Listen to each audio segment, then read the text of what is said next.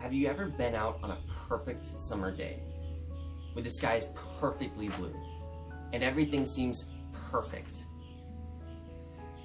Well, we know that perfection can't stay for a very long time. And oftentimes the sky goes from blue to black within minutes. I've seen this firsthand many times. My family and I love to go blueberry picking. We'll find a beautiful summer day, and then halfway through our picking, the sky suddenly turns black and we're running back to the car. Life oftentimes is this way, where everything seems right, everything seems like it is going to be perfect, but then suddenly it changes, and we're thrown into a storm, we're thrown into a trial, and we often ask, like Job, why? Why the trial? What's the point? Well, these are difficult questions, and they don't have easy answers. But the good news is they do have answers. One answer is that we grow. God is working on our growth in the trials. A lot of times it takes friction, it takes hardship to make us realize that we need to change. About 8 years ago, my family and I were on a camping trip, more like a cabining trip. And I was pushing behind a bike trailer on a slope that was full of gravel. The trailer slipped backward, I was behind it, and I couldn't get out of the way, and my arm was crushed between the trailer and the tree. Years later, still having surgery, I learned things. I learned that God is in control even in the trials. God knew what was going to happen. God had a plan for my life.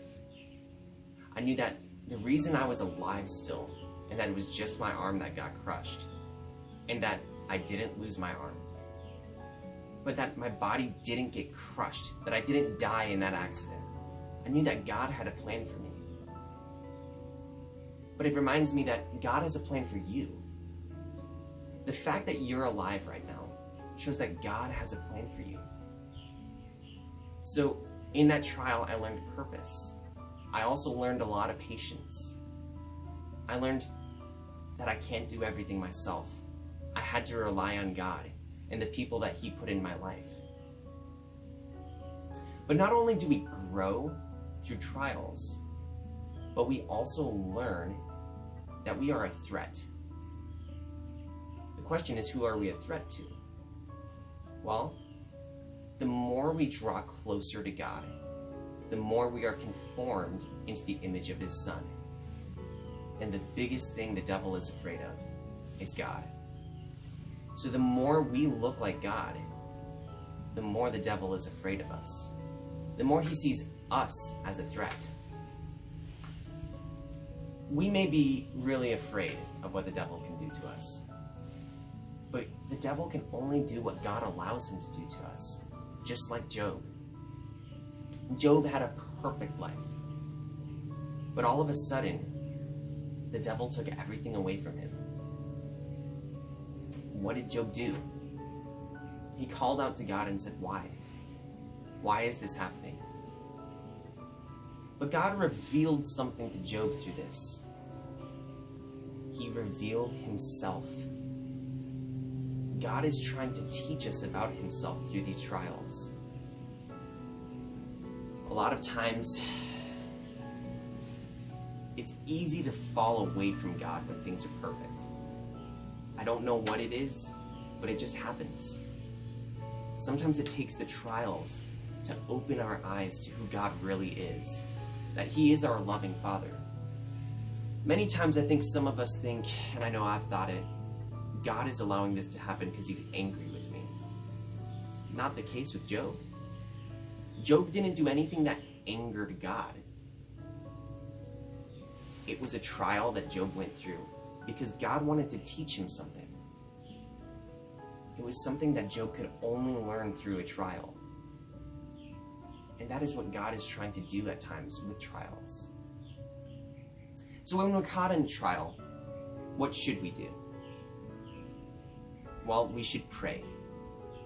Ask God, what are you trying to teach me through this? What are you trying to do through these trials? Right now, you may be asking, what about this coronavirus? What is God trying to teach me? What is God trying to teach me through pain, heartbreak? God is trying to teach you something. He's trying to teach me something. He's trying to teach everyone something. We just need to be open to hear about it. The sky may turn from blue to black instantly, but God will shine through with a burst of colors. When everyone else sees a storm, we should fix our eyes on the one who walks above the storm, on the light of Jesus' face, and we will forget everything else around us. If we fix our eyes on the storm like Peter did, we sink. And I've sunk so many times, so far down that I think that Jesus' hand can't even reach me there. But he always does. He reaches deep down inside those waves, and he pulls us up by the hand. And then what does he do? He walks back with us. He doesn't leave us. He doesn't send us back alone. He walks back with us. He's with you in the boat. He's with you in the storm. When we fix our eyes on the light of Jesus' face, everything else dims away. And that all is left is a light that is bluer than the bluest sky, and that is greater than the blackest night.